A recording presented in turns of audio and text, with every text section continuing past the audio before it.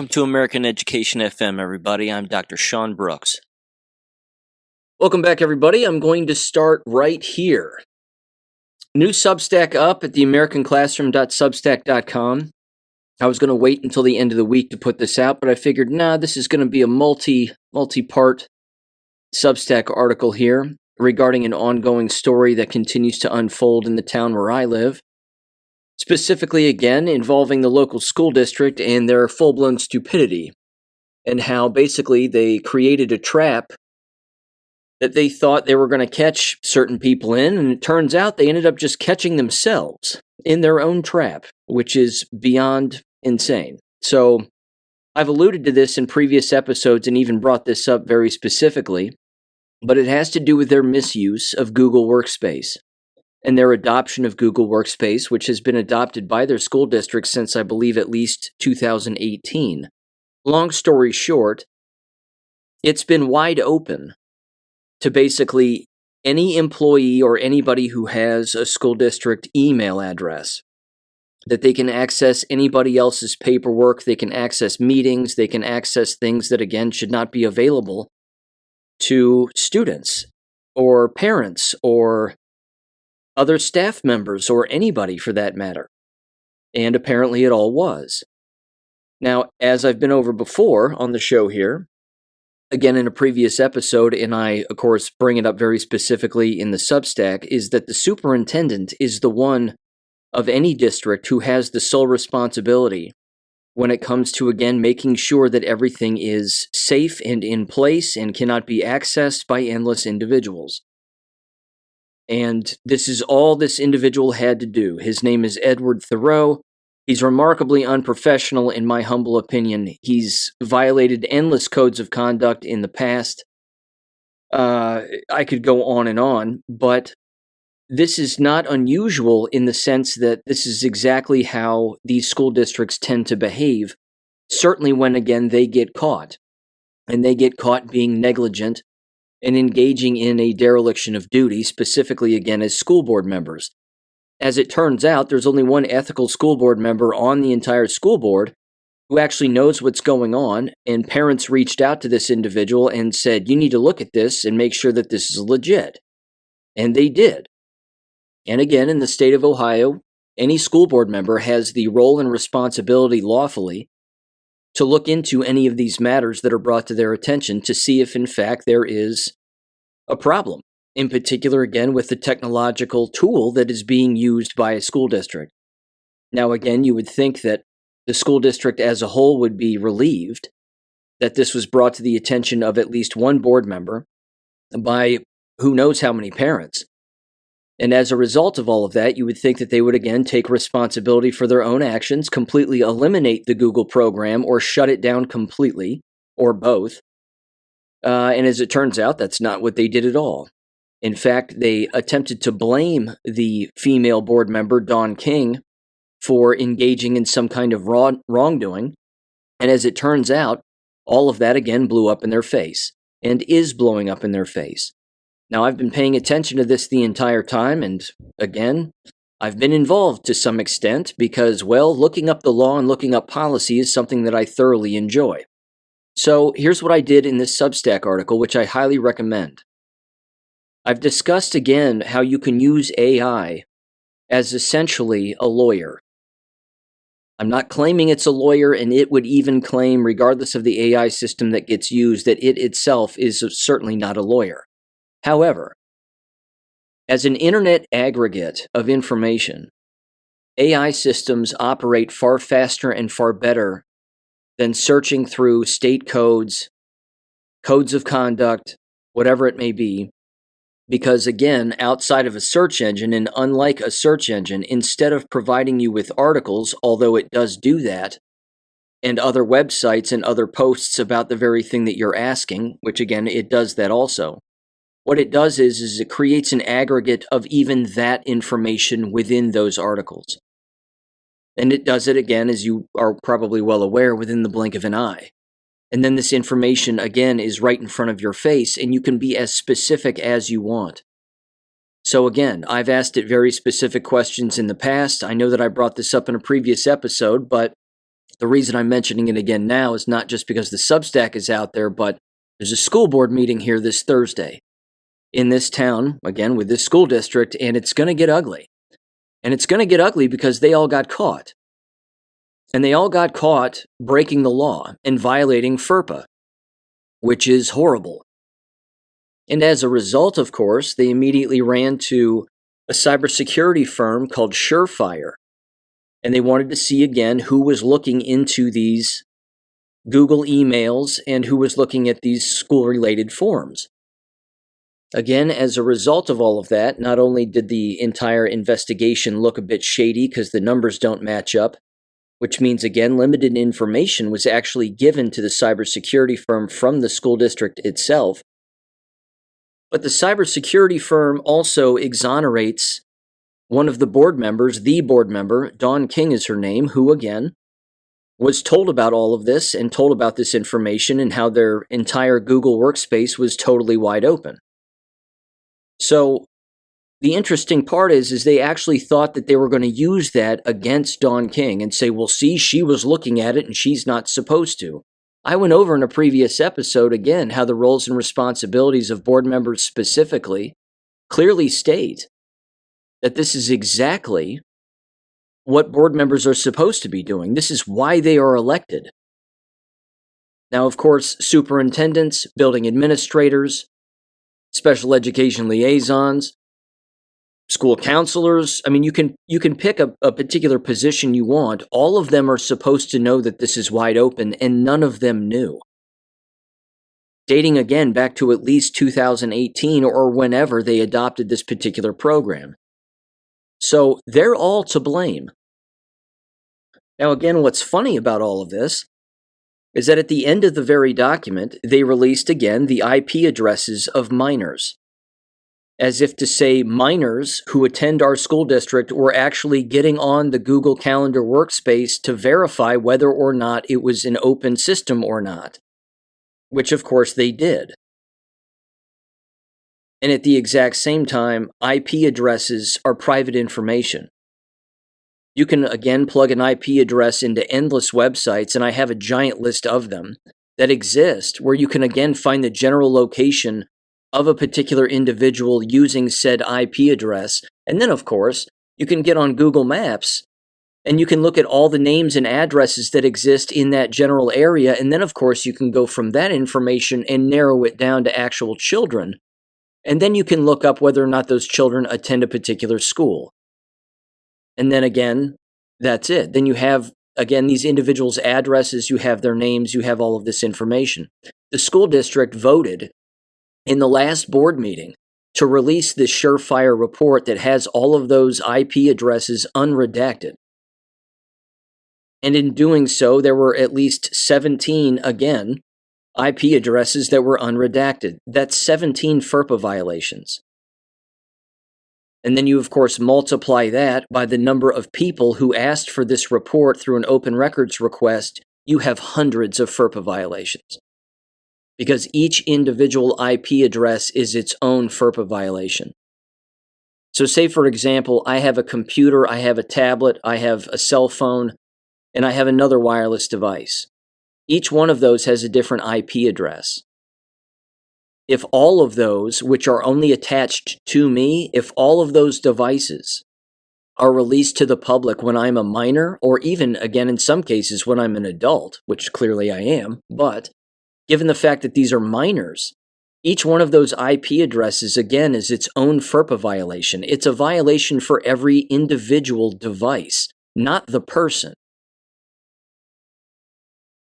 Again, these are things that school board members don't know. They get on there because they want to be political ideologues, or they have delusions that they want to exercise, or, whatever it is. But they have no idea that as an elected official, the amount of laws, policies, regulations that they have to follow are so many that it's actually next to impossible for any of them to get a grasp of all of them that they have to actually follow.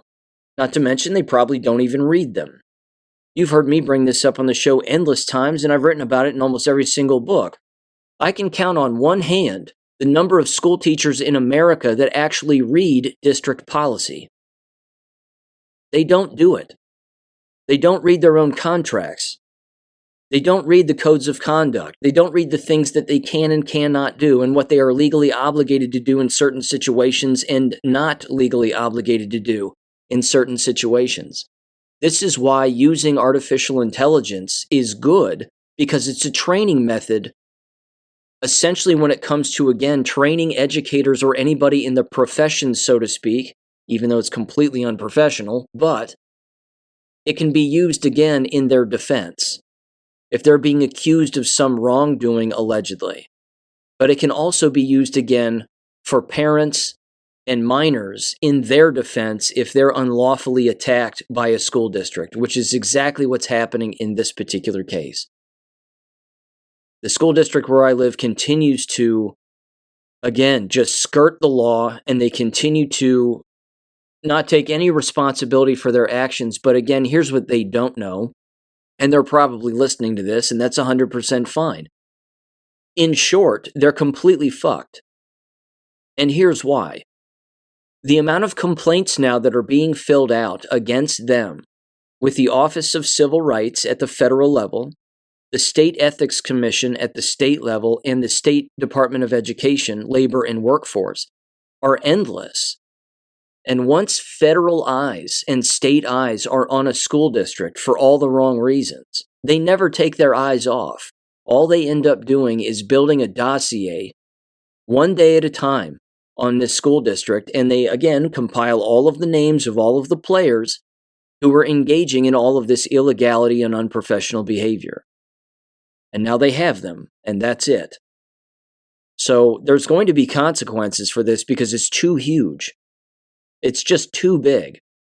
Again, you have building administrators intimidating minors, trying to get them to sign legal forms and trying to get their parents to admit wrongdoing and 1,000 other things. It's completely outrageous. But again, there's a school board meeting here this Thursday in the town where I live, and it's going to get interesting. But again, in the Substack, I provide very specific examples as to why AI and how AI can be used, specifically, again, X's platform Grok, and how it can be used to answer very simple legal questions. You can ask it a scenario, basically, that's very, very specific. You can say, my name is this, I am a school board member here, or I am an employee here, I live in this town in this state. Am I allowed to do this? Am I allowed to do that? I mean, you can ask it whatever you want. And again, it's an aggregate. Now, what it is not, of course, is a lawyer. But it provides legal solutions. It provides step-by-step examples of what people can do to hold school board members and school officials accountable, including teachers, administrators. You can pick the title of anybody within a school district. This, again, as I say in the article, certainly at the beginning, and I would say certainly within the first half, is that this is exactly what was needed back in 2020. When all the mask wearing, distancing, and all this child abuse was occurring based on a medical lie, COVID, quote unquote, this is exactly what parents were really seeking out as quick as possible, but it's basically a massive time saver, and it's a money saver too. Because again, in certain instances like this, you certainly would need a lawyer eventually. In many cases, not always, but in some cases you would need a lawyer. What you don't need is to spend $10,000 to, again, find out certain questions and then compile a bunch of legal information to then, again, hand a lawyer and say, okay, here's all the legal work I've done. I used an AI system to find all of this. Here's exactly what they've done based on their specified scenario. Now go get them. That way you're doing most of the legal work for the lawyer yourself, and you're having to, basically pay them way less than what you would have them normally do, I guess, under other circumstances where, again, they would be the ones doing all of the legwork and looking up all of the legalese, so to speak. So this is a huge tool, but it's a tool, again, that can be used to go after these places. Again, I fully understand that sort of the default answer is, well, homeschool. And the answer, of course, is yes to that. I agree completely. Moves like this should prove to people that school districts don't know what they're doing. As you've heard me say, they always say The safety and security is their number one concern. It clearly is not. It never is. They're a school building. I mean, that alone. The divisive nature of the entire environment should prove to everybody that it is not designed to be a safe environment. Never has been. Still isn't to this day, including with all the technology that exists within these environments. Not to mention, again, they're adopting Google. And any school district that adopts Google, if you think for a minute that Google information is private, it never is. It's on somebody else's computer all the time, in multiple foreign countries. This is all a part of this scheme. Again, had this show for almost 5 years, and I've been down these rabbit holes of technology use within school time and time again. It can't be trusted. It shouldn't be used. It was blindly accepted decade after decade, and here we all are, and everybody's wondering why they're having a hard time spinning all these plates and juggling all these bowling pins. It's because they can't do it. They just can't do it. So because image protection is their number one concern, really, that's what they engage in when they get caught. But the problem with this school district, and it really is, it's more than just a problem. It's just far worse than that. Their own cover-up of their own behavior is what's going to sink them permanently. I mean, this is it for them. All their names are associated with this. That entire surefire security document was voted on in the last board meeting a month ago by every school board member except for Dawn King. She said no and voted no when it came to releasing it. But a novice would say, well, the reason she said no was because she has something to hide. She's trying to hide her involvement in some illegal, I don't know, whatever. There was nothing illegal about it. And that's not why she voted no. She voted no for a variety of reasons, one of which, well, they all voted again to release the private information of minors through IP addresses, which means that vote's on all of them now. They can't retroactively go back and unvote what they already voted to set loose. I'm in possession of it, for God's sakes. And as I said in a previous episode, in the first line, it says that a concerned citizen brought this to the attention of the school district. Well, yeah, that concerned citizen was me. Because I was told about it by endless parents as to what was going on with this. And so then I made it aware to other individuals as well, while of course those parents made it aware to the school board member and her husband. So a lot of people were involved in figuring this out, but the school district had no idea. And as far as the parents are concerned, one of the major reasons why, again, they didn't want to bring it to the school district, let alone the other school board members or the superintendent, was because they all have a history of going after students and parents and blaming them for their own malfeasance and their own negligence and their own stupidity. So in the middle of all of this, they actually proved that to be true yet again by their response in this entire fiasco, which again was to go after parents, blame them, go after students, blame them, threaten them, and 1,000 other things. In Friday's episode, I'm going to read you a number of exchanges regarding this particular issue. I might dedicate the whole episode to it, but there's a back and forth that takes place regarding, again, concerned parents, board members, on a number of different platforms, both over email and, of course, over social media, that really make the school district look incredibly stupid. And it makes the building administrator, specifically, at least at the middle school and high school, remarkably dumb, along with the superintendent and other board members. Again, when the public knows more about what is supposed to be going on inside of a school district than actual school employees and board members themselves, you have a problem. And it's not the public's job to do the job of school employees, board members, and a superintendent. It's not their job. It is the job, however, of the public to provide oversight. Why? Because they are elected officials. They're taxpayers. They vote or don't vote for these individuals. So they have that right too. And there's no law saying that they don't have that right. Again, the saying, and there are many sayings like it, that the cover-up is always worse than the crime. And that's the case in this case. Instead of just accepting responsibility, saying, thank you, we had no idea, it was a checkbox or a particular option that apparently we haven't turned off, allegedly, it remains still open to this day. I don't know that for a fact because, again, I don't have access to any of that information. But if that's true, then that just means that the school district is completely retarded. Again, regarding the article, artificial intelligence can be used for good, specifically in moments just like this. If a person suspects wrongdoing, or they come across, again, something that seems like it's illegal, and then individuals start to panic and they start to move things around and they start to, again, cover up their wrongdoing. This is where you can use artificial intelligence as an artificial lawyer. It provides you with real law that needs to be followed, real policy.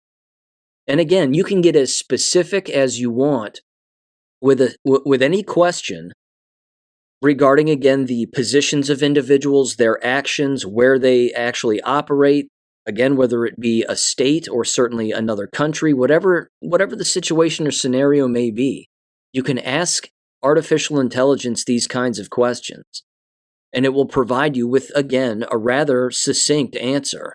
And it's actually remarkably thorough, depending on, again, the specificity, I should say, of your actual question and, of course, the keywords that you actually use.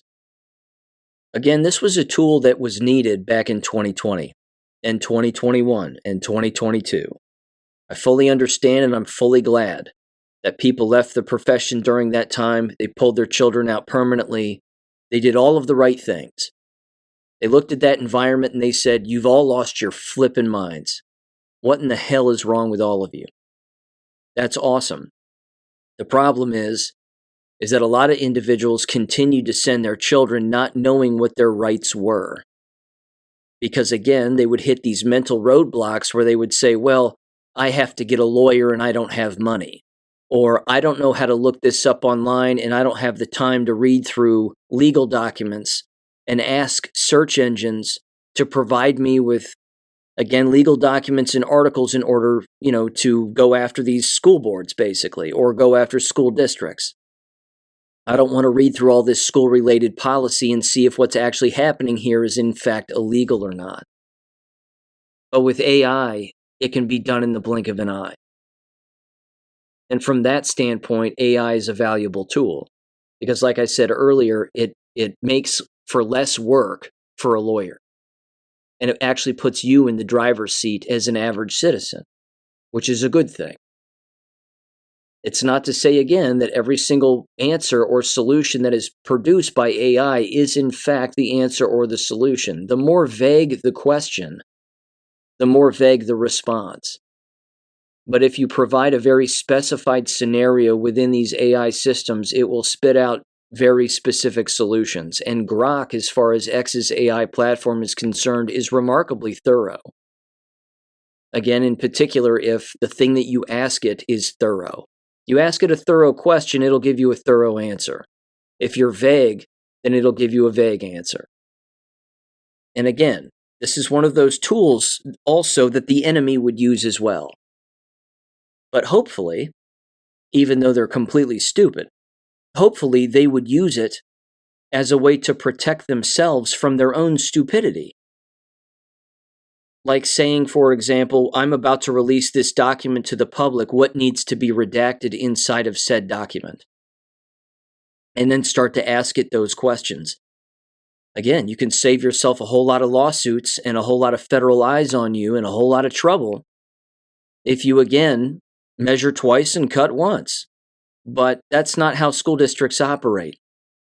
Again, go back to 2020. What did they all do? They all took a giant leap before even looking. And now they're all paying for it.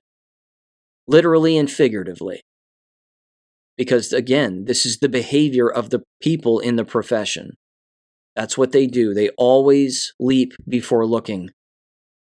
They never measure twice. They just start cutting without even measuring. Because again, they get overridden with emotion and then they go, well, we need to blame somebody. We need to catch somebody. We need to pin this on somebody. And then they just start shooting blindly into the sky, thinking that something is going to hit. Never works out for them. Again, the cover-up is always worse than the crime. And they got caught, and now they're in deep shit. So, I'm going to include this article in the description below. Again, I recommend giving it a read, and certainly toss it around to some people that you know, even if you know some people that are still in the profession, because again, it can be a defense for them in certain situations. So yeah, there you have it. All right. Moving on, but still in the AI train just for a second, I came across this particular article, and I've been sitting on this for a little while here. This was back on April 3rd, and it was published on a website titled AI-2027.com. And I'm not going to read this whole article because it's remarkably lengthy, but what it does do is it goes through year after year after year of where they see OpenAI going in the future. And of course, the jacked up part is they're probably using OpenAI to provide them with their answer, which seems rather stupid. But either way, this was titled AI 2027. It says, we predict that the impact of superhuman AI over the next decade will be enormous, exceeding that of the Industrial Revolution, rather. It says, we wrote a scenario that represents our best guess about what that might look like. It's informed by trend explorations, war games, expert feedback, experience at OpenAI, and previous forecasting successes. It says by mid-2025, stumbling agents. It says the world sees its first glimpse of AI agents. Advertisements for computer-using agents emphasize the term personal assistant, quote-unquote. You can prompt them with tasks like order me a burrito on DoorDash, or open my budget spreadsheet and sum this month's expenses. They will check in with you as needed, for example, to ask you to confirm purchases. Though more advanced than previous iterations like Operator, they struggle to get widespread usage. Again, there's longer explanations, but it just keeps going here just for the sake of brevity. It says late 2025, the world's most expensive AI.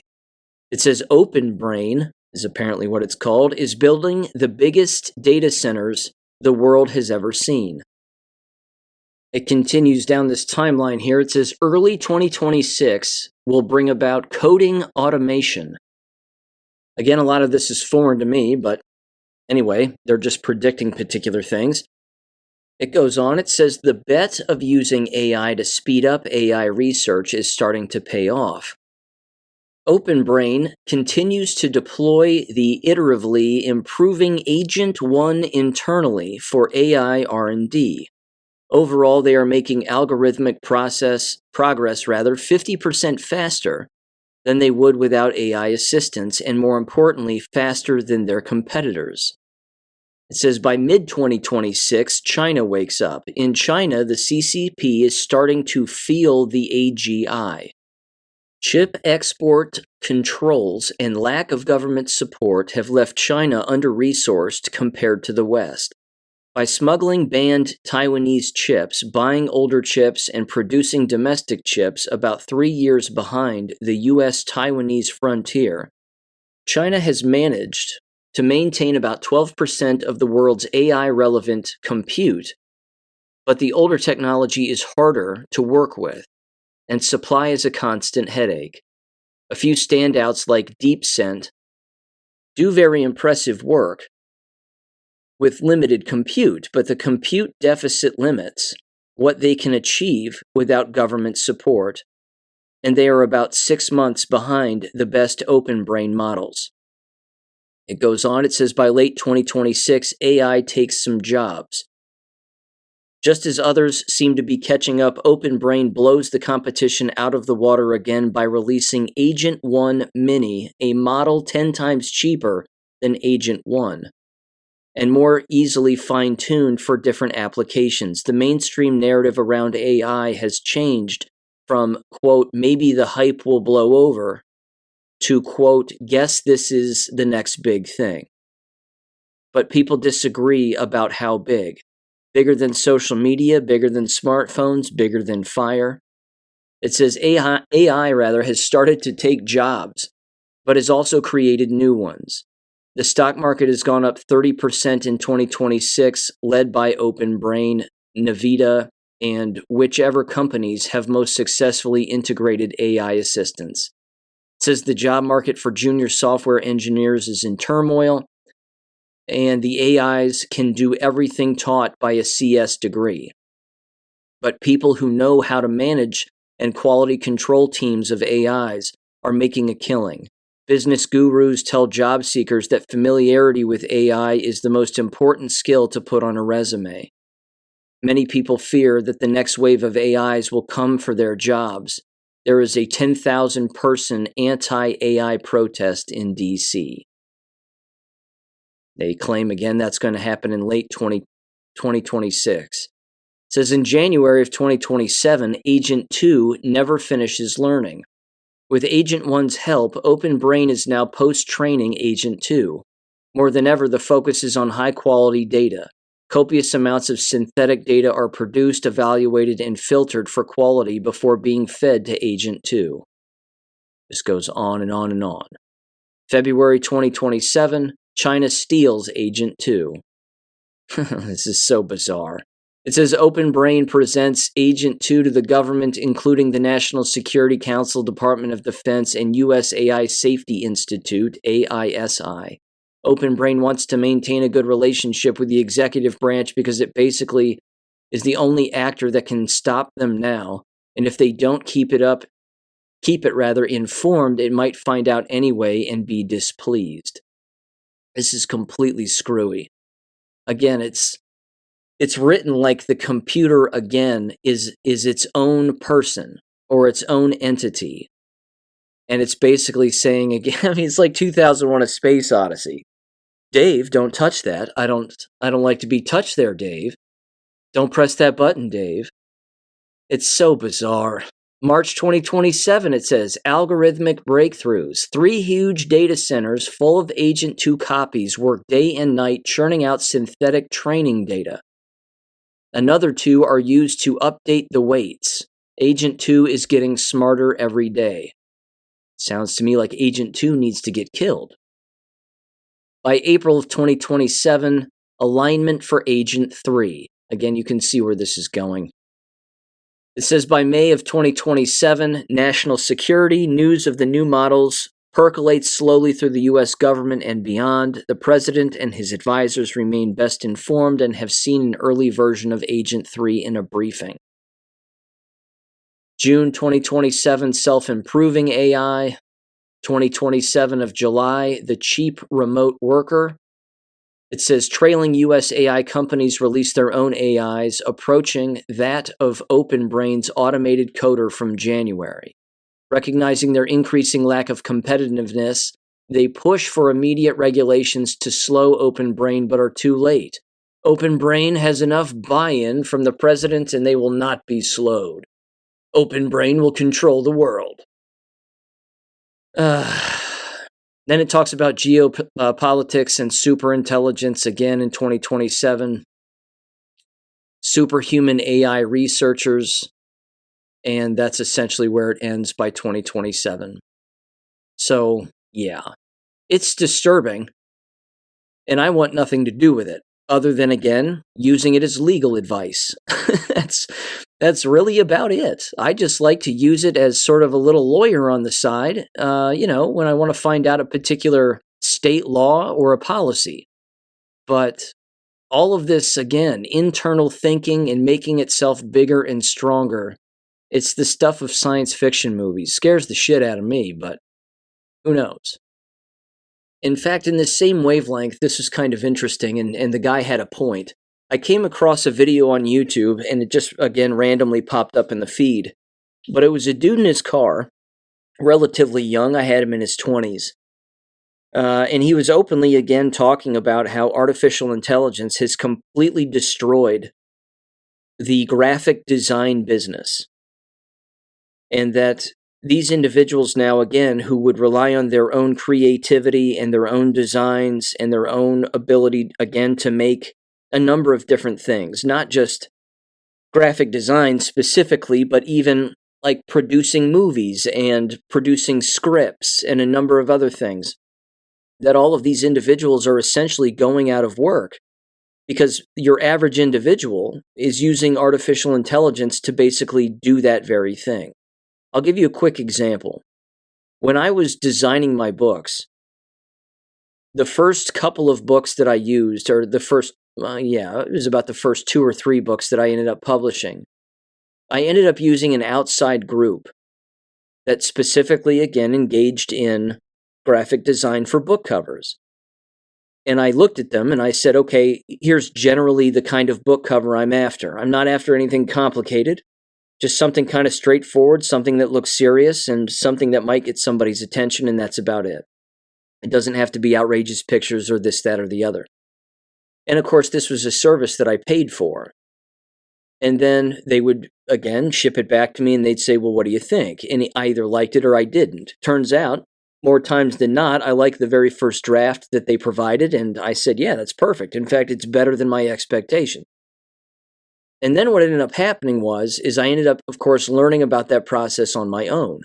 Same thing with designing the interior of a book, because that also would be something, again, that I would outsource to, a separate individual or a separate group. And they would, again, pump back a PDF document of the interior of my book with the design and the text font and all of that stuff, the spacing and everything, and they'd say, take a look at this, what do you think? Again, more times than not, I would accept the very first draft because it looked great. I never had a problem with it, and it met my expectations and exceeded them. But like most people, I learned how to do it on my own. And then I just started doing it on my own for free. So I stopped paying these individuals. Well, that's lost revenue for them, clearly, because now I know how to do it on my own. But artificial intelligence knows how to do it also. And in many cases, again, artificial intelligence can produce a book cover, or at least drafts of a book cover that might be far better than what you would normally pay for, when in, of course, those cases, you can now get it for free. But that's what this guy, again, was inside of his car complaining about more specifically, is he was saying artificial intelligence is taking people's jobs because I'm a creative individual. I draw this kind of stuff. And of course, anybody can now just use an artificial intelligence platform, claim it's theirs, claim they're the ones that are, again, creating the actual image when in fact they aren't. And then they can, again, sell their particular image or use their image for themselves for their own endeavors, without having to pay an outside party. So yeah, it is going to take jobs, and it is wrecking a great deal of things. There's no doubt about that. Again, a person can basically create a digital cartoon script if they want, and just hone in on a very specified AI system, and you've got your own online cartoon. So now everybody can be a cartoonist, so to speak. I mean, it's a bit disturbing. But like I've also brought up in the past, you can basically write an entire book using artificial intelligence in one day. You can design the outside of the book, the interior, and then, of course, have the AI system actually write the thing for you. And it'll even have references attached. So there's no actual researching anymore. There's no diving into more specified articles or reading copious amounts of books in order to, again, just produce a singular book. An AI system can do it in the blink of an eye. And that is unnerving, to say the least. It's unethical, in my opinion. But again, like I said, I just like using it as a part-time lawyer that I don't have to pay. Even CNN, for example, has articles out there talking about how AI's overuse is going to be its biggest problem. Again, I think that is an issue, and it's certainly going to be an issue, but I think any ability for a computer to self-learn, I think that's going to be a bigger problem. Okay, moving on. I came across this Substack, and I had to comment on it because it's embarrassing, and it's very poorly put together, and it's completely false, and it's remarkably vague, and it was clearly written by an individual who you will recognize the name. But this individual, again, claims to be some, I don't know, high-level investigative journalist. And yet this Substack was probably thrown together late at night after a bottle of wine because it makes zero sense. The individual I'm talking about here is Sharyl Attkisson. Sharyl Attkisson decided to get on her Substack page and write an article about Q. And it was titled, and is titled, Whatever Happened to Q? It says, Divining Fact from Fiction in a Conspiracy's Wake. I wouldn't normally read a full Substack here from someone else, but I want to read this one. Because again, as I've said before, you basically have three kinds of people that exist in almost most situations, but certainly when it comes to a very specified topic. You have individuals who know about it and followed along with it as it was happening. You had individuals that didn't, but are consistently learning about it or are interested in it now. And then you have individuals who never looked into it and have no problem criticizing it, even though they never even looked into it. So that's, that latter group is where Sharyl Attkisson sits with all of this. Again, this is the same Sharyl Attkisson that's interviewed politicians, I believe used to be an investigative reporter for CBS or whomever, and has even testified in front of Congress on a variety of issues while sitting next to James O'Keefe. So it's just lazy. I don't know how else to put this. Here's what she said. And again, I wouldn't normally read the full thing, but it's relatively short, and I just wanted to, go through this kind of step by step here to point out all of the flaws with all of this. She starts off by saying Q-related trivia and 5 predictions Q got right and 5 that Q got wrong. Well, first of all, there were no predictions that Q made, so she's already wrong out of the gate. Here's what it says, quote, Picture a digital bulletin board where faceless strangers swap secrets without names. An anonymous message board like 4chan where anyone can post ideas wild or mundane, shielded by a cloak of invisibility. It's there. In October of 2017, that a figure dubbed Q sparked a wildfire called QAnon, quote unquote. That's already false. There is no QAnon. There's just Q posts, and then there are anonymous people. It says an anonymous post claimed a shadowy cabal of elite pedophiles was locked in a secret war against then-President Donald Trump. They said Trump would soon unleash the storm, quote-unquote, of mass arrests. No, it never said that either. It described pedophilia, but not in depth.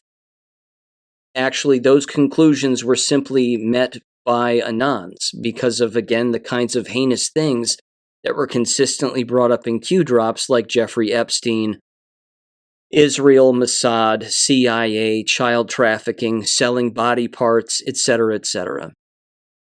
And again, they're referencing the very first post, which said HRC extradition already in motion effective yesterday with several countries in case of cross-border run. Passport approved to be flagged effective 10:30 at 12:01 a.m. Expect massive riots organized in defiance and others fleeing the U.S. to occur. USMs will conduct the operation while National Guard activated. Proof check. Locate a NG member and ask if activated for duty 10:30 across most major cities. Unquote. It says this was the initial Q drop that kicked off the QAnon conspiracy theory, claiming Hillary Clinton's arrest was imminent and predicting unrest. Well, first of all, everybody knows that that post was made to get people's attention. It wasn't necessarily that it was true. Anyway, it goes on. It says, from this obscure beginnings, yeah, it's not a complete sentence, QAnon surged to mainstream infamy, gripping millions with cryptic posts promising insider truths. Today, its blaze has dulled to embers, yet questions linger. Who was Q? Was it a Trump cheerleader or something else? Did any of its predictions hit the mark, and where do its traces hide today? Again, none of that's really true either.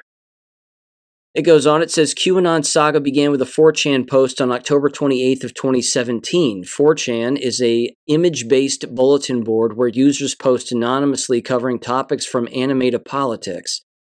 Of course, that initial claim that Hillary Clinton's arrest was imminent turned out to be a dud, yet followers were intrigued. Again, there were no promises with that particular post. It says Q's drops, quote unquote, peppered with phrases like trust the plan, ah yes, that old punching bag, urged people to scour news for hidden meanings. No, it didn't. Again, this woman's wrong on all of this. It says a few of the posts did seem prescient. A 2018 hint at resignations preceded Jeff Sessions' exit as Attorney General, and a 2020 call to watch the news, quote unquote, came before Trump's COVID diagnosis. But these were vague enough to fit countless headlines like a fortune cookie's promise. God, she's so off base with this, it's sad. Let's see. It says Q's flops were louder. Clinton remained free, Trump wasn't reinstated in 2021, and the storm never broke. Posts like future proves past or dark to light floated in mystery, inviting believers to graft meaning onto chaos, a tactic in 2022 ORF Analytics study called deliberate bait to keep followers hooked. None of that's true either. It says, was Q a Trump loyalist, a foe, or neither? Well, it doesn't matter. Donald Trump has reposted people who have posted Q drops. Members of his administration have been on shows that promote the Q drops and discuss the Q drops and the news that it brought to endless people around the world. I digress, but it goes on here. She said, quote, most evidence, like Q's praise for Trump as a savior figure, screams pro-Trump, painting him as a warrior against a demonic elite. Yet some speculated Q could have been anti-Trump, sowing chaos to mock his base. She went on, says theories as to what the motive was range from rallying Trump's supporters to exposing corruption. But a 2024 Harvard Gazette piece suggests that the Q phenomenon thrived on engagement, not truth, possibly to radicalize or just troll. No definitive goal is proven. Q's science leaves it murky. Unbelievable. This is proving my point, ladies and gentlemen, that an individual who is in the dark and never looks into something and then has the hubris to write about a thing that they know nothing about, that they haven't even looked into, and then they just end up making themselves look foolish in the process with this article. Again, I thought Sharyl Attkisson was some kind of an investigative journalist. What is she talking about? She continues here. It says the last known Q post was on December 8th, 2020 on 8kun, and it consisted of a link to a pro-Trump YouTube video that has since been deleted.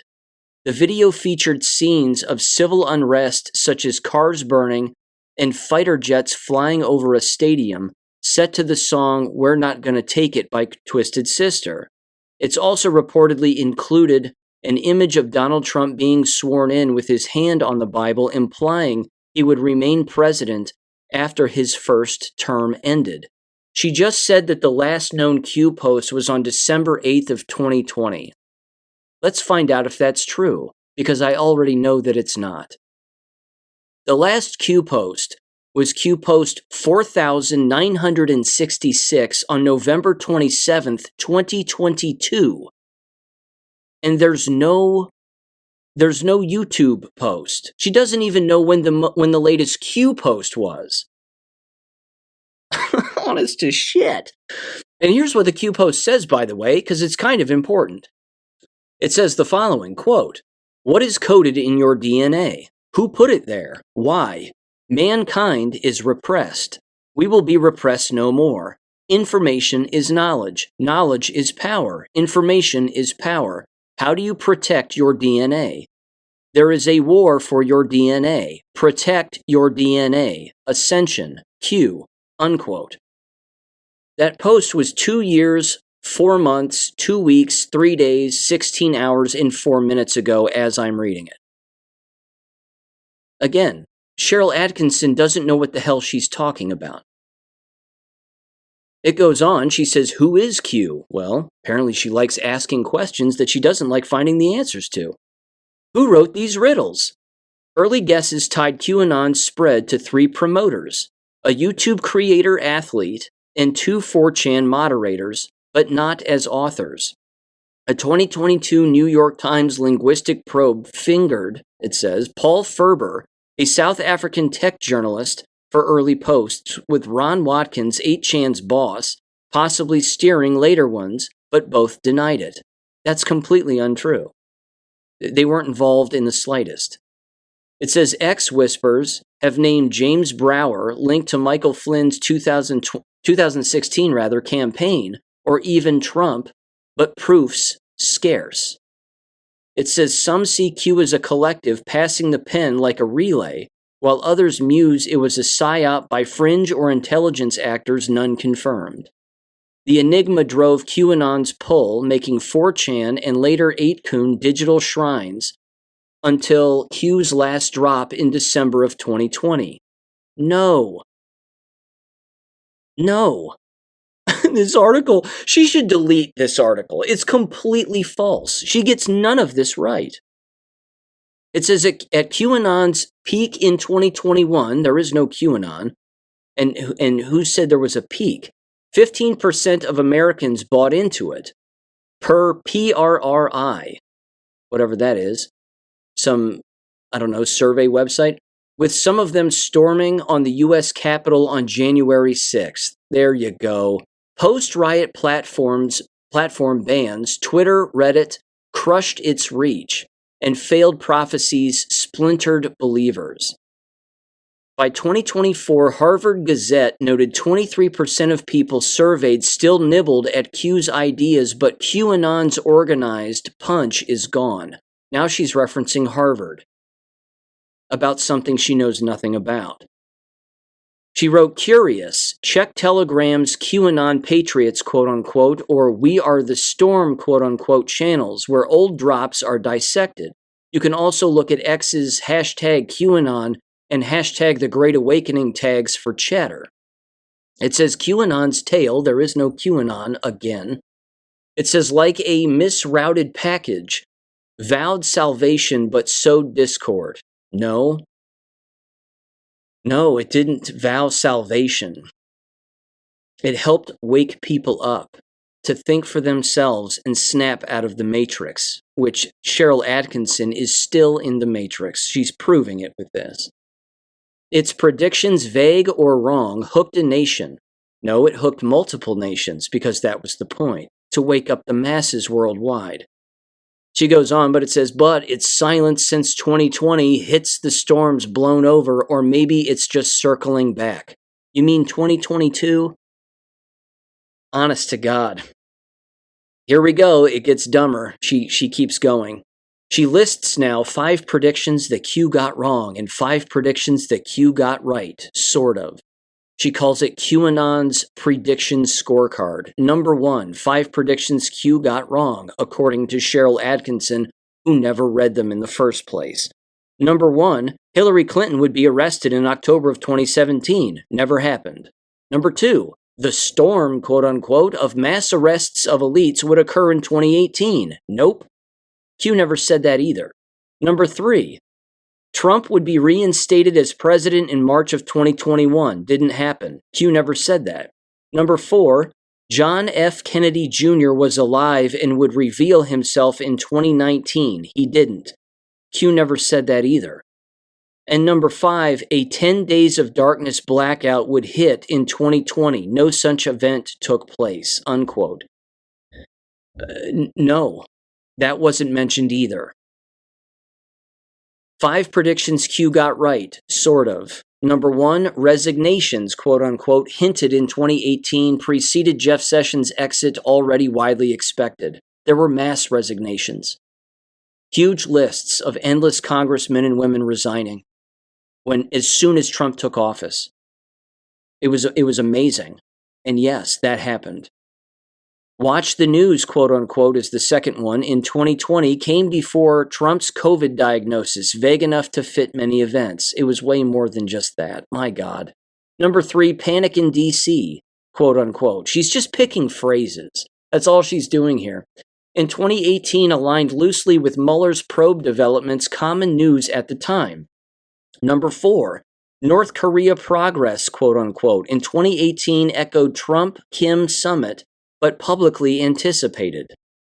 Well, that happened. And number 5, military planning, quote unquote. In 2020, tied vaguely to Capitol Security Post January 6th, not a direct hit. She then says 5 predictions too vague to pin down. Again, she just pulls phrases that have been repeated in left-wing media and by people who never read the post in the first place. Future proves past. She says impossible to verify, open to endless interpretation. Dark to light. Suggests revelation but lacks specifics. We have it all, quote unquote. Claims control of evidence. Untestable. Number 4, trust the plan. Urges faith without detailing what. And 5, patriots in control implies power shift never clarified. If you don't know that there's been a power shift, then you haven't been paying attention. If you can't see that this is military planning that's been going on right now behind the scenes, causing people again to die, quit their jobs, panic like nobody's business. Again, I don't think you can wake up Sharyl Attkisson. I think she's dead asleep for good. And then it says Q-related trivia. She says 4chan was started by Christopher Poole, known as Moot, in 2003 when he was 15 years old. Ownership was transferred in 2015 to Hiroki Nishimura, the founder of the Japanese message board 2channel. And then she just goes on and on and on. And it wraps up. Again, this is dumb. This is just stupid. Again, there's 36 comments to this particular article. And here's what I wrote. I wrote, quote, I'm not sure who's more wrong. The author of this ridiculous article who clearly didn't follow the Q drops in real time and failed to gain its true meaning and worldwide purpose. Or the commenters of the article who clearly didn't follow the Q drops in real time and failed to gain its true meaning and worldwide purpose. And one person agreed with me. Another person was like, whatever, you don't know what you're talking about. Okay. I actually do because I was following along at the time. Again. Here's another one. A person said, seems Sharyl, like those in the legacy media, still don't understand. Q is separate from the Anons. It's not QAnon. That was the fault of the media. However, she does get more right than her former colleagues. Anyone looking for something more current about the phenomenon, check out Martin Geddes on Substack. He recently put AI through the paces about it. It was actually more of a test of 2 separate AIs debating Q, unquote.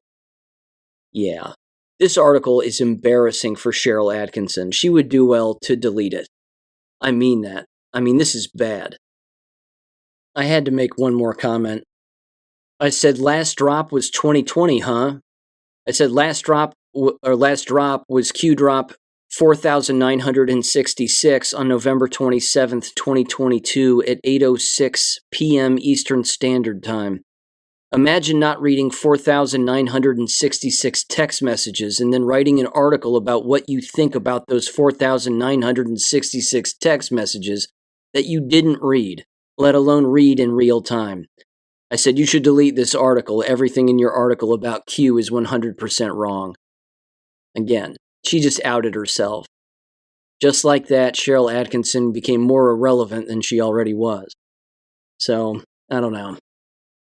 It's just ballsy to do that. It's ballsy to write an article about something that you know nothing about and then claim like you've got it all figured out. Jesus.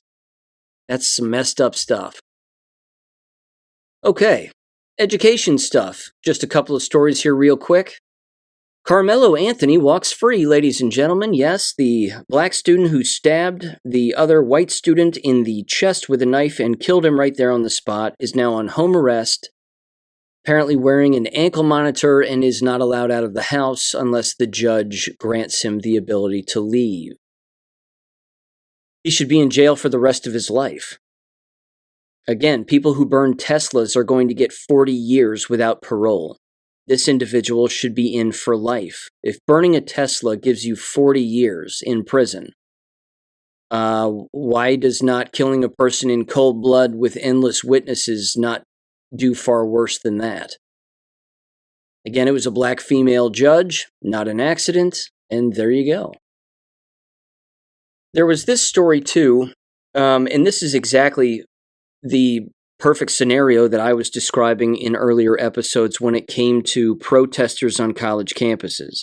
Again, people are allowed to protest. What you're not allowed to do is to pretend to be a student when you're not.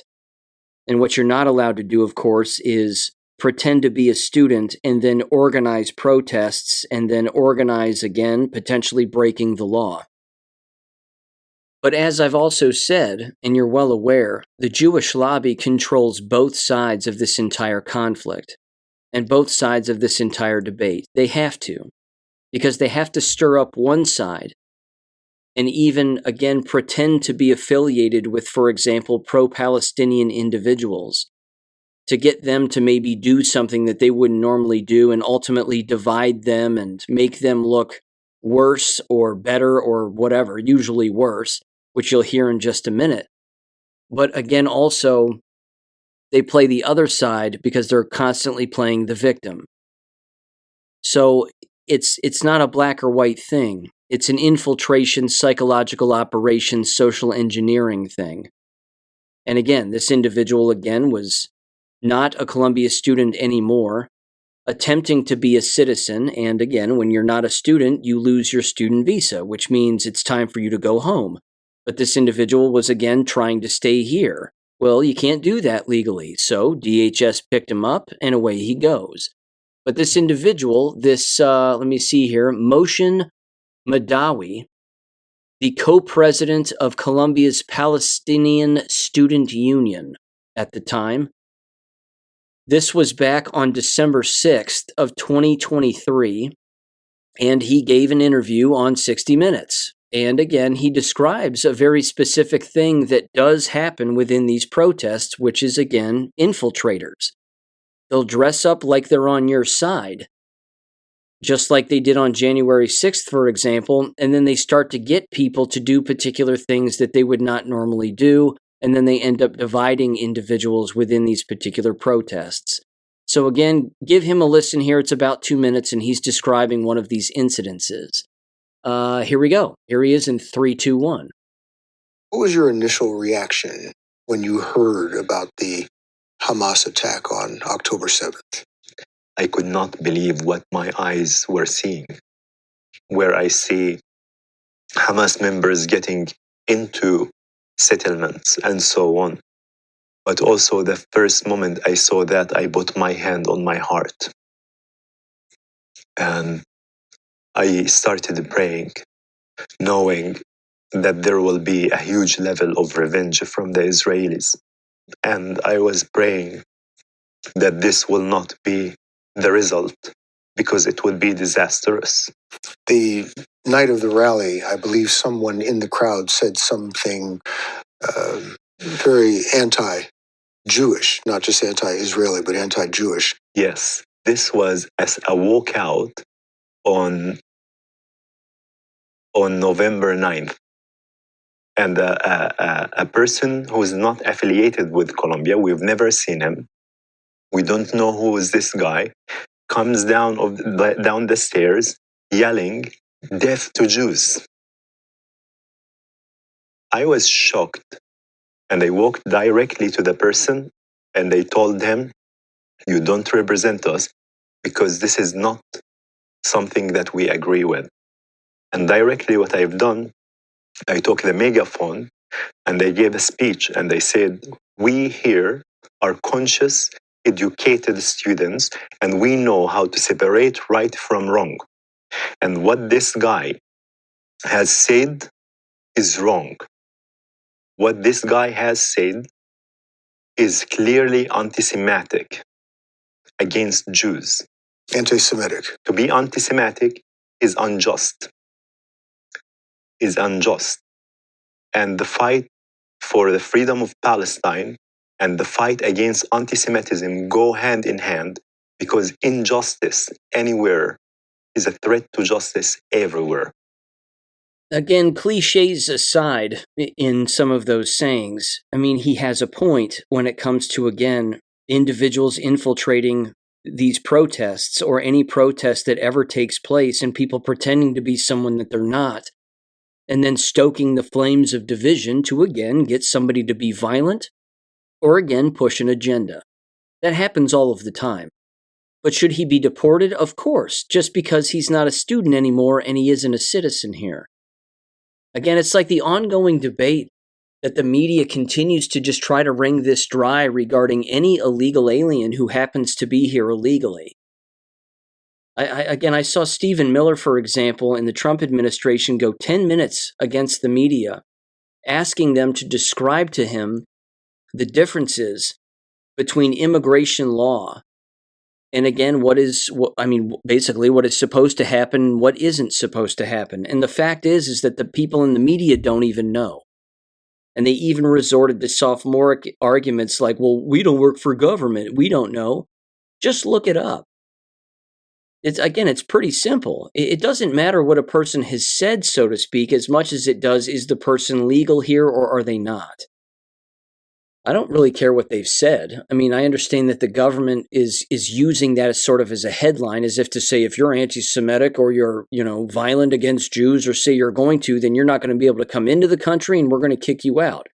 Well, in both of those scenarios, again, freedom of speech exists for citizens, but it doesn't necessarily exist for illegal aliens.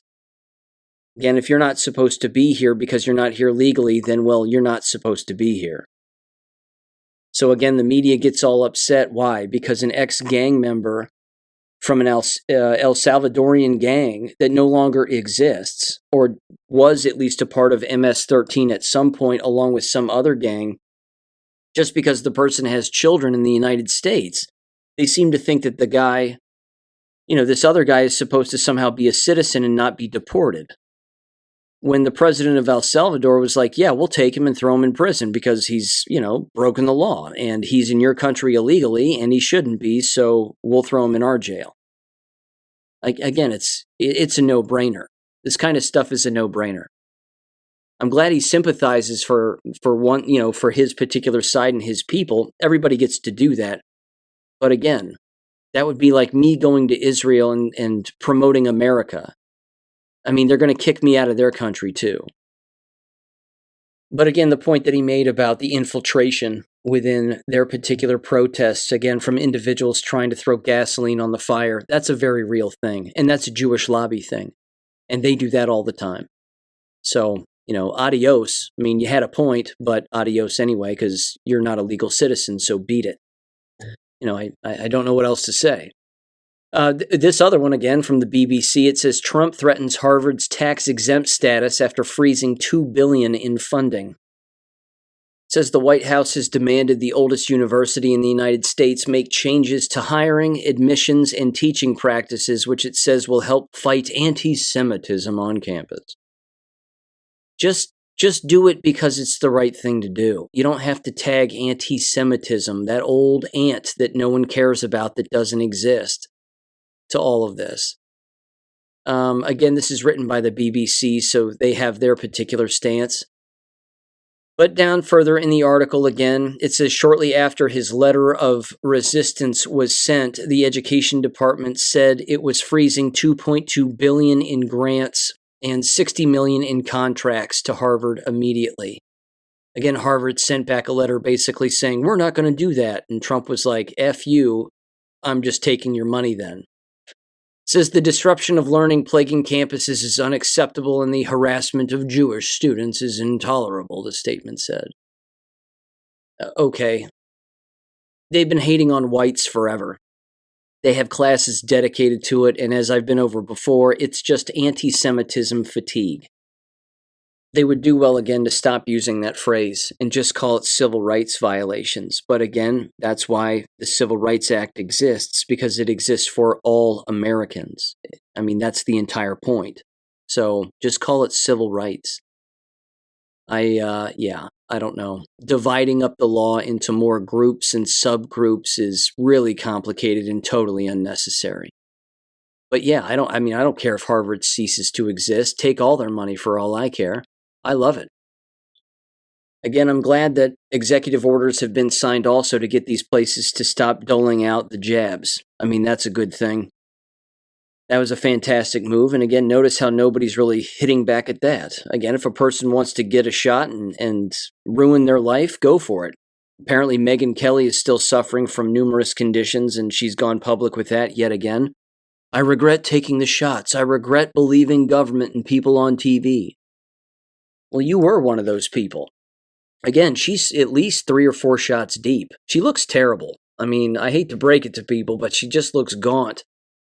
And just yells all the time, and who knows. But yeah, she's got a completely compromised immune system, and that's the way that is.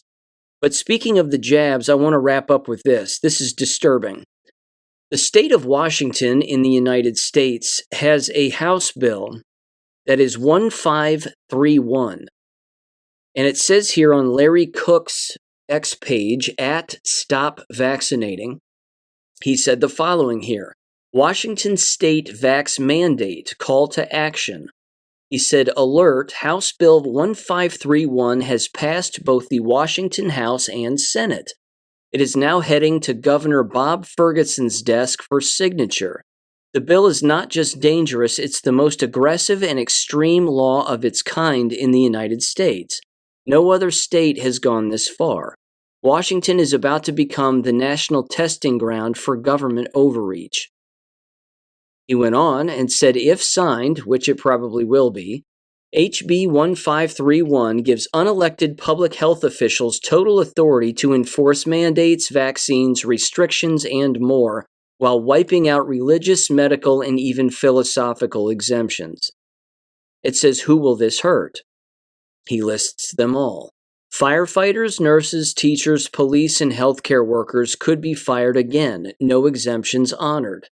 Schools will have no choice but to comply with mandates, even if it harms students and families.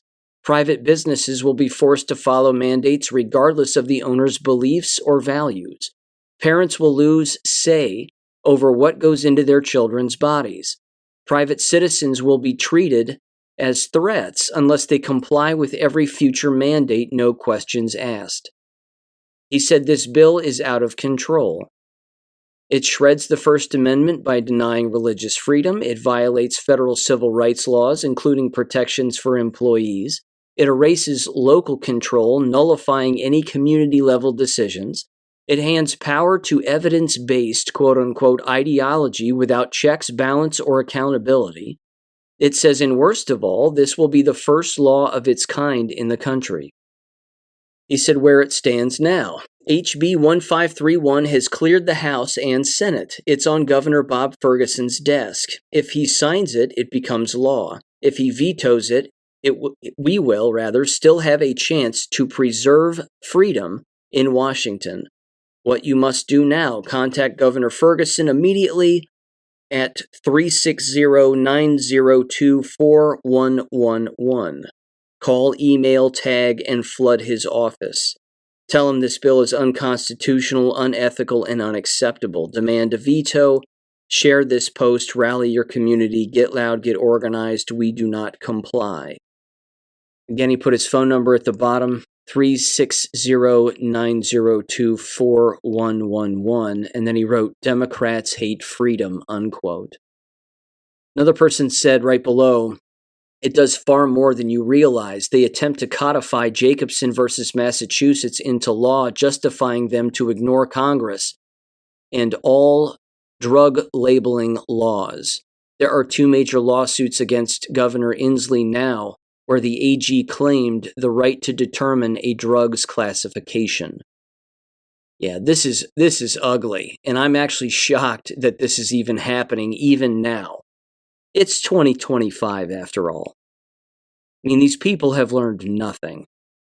So they're doubling down on stupid, and then, of course, they have to direct their stupidity toward innocent people who know what's actually happening, make it law so that, again, they can suck everybody else up into their stupidity with them and say, we're here to save everybody, and we're helping everybody, and vaccination is important. These people have missed the bus. They missed it. Absolutely nuts. So yeah, don't comply. Leave your profession, as a matter of fact. Just leave. If your employers start pushing this on people, walk away. Can't have a factory without workers, can't have a business without employees. Pretty simple. A massive walkout statewide. These are one of the things that I've longed for, certainly back even in 2020. Not to mention the amount of lawsuits that are going to rain down on the governor himself are going to be massive. Absolutely incredible. All right, ladies and gentlemen, thank you for listening. As always, stay tuned this week. I'm going to bring a great deal of audio, probably, I guess, next Monday after the board meeting here in the town where I live. It's going to get juicy. Because again, like I said at the top of the episode here, they're in deep trouble. And I love it. So with that said, I'll catch you on Friday. Peace. Thank you for listening to American Education FM. Make sure and check out AmericanEducationFM.com for more information. Take care and God bless.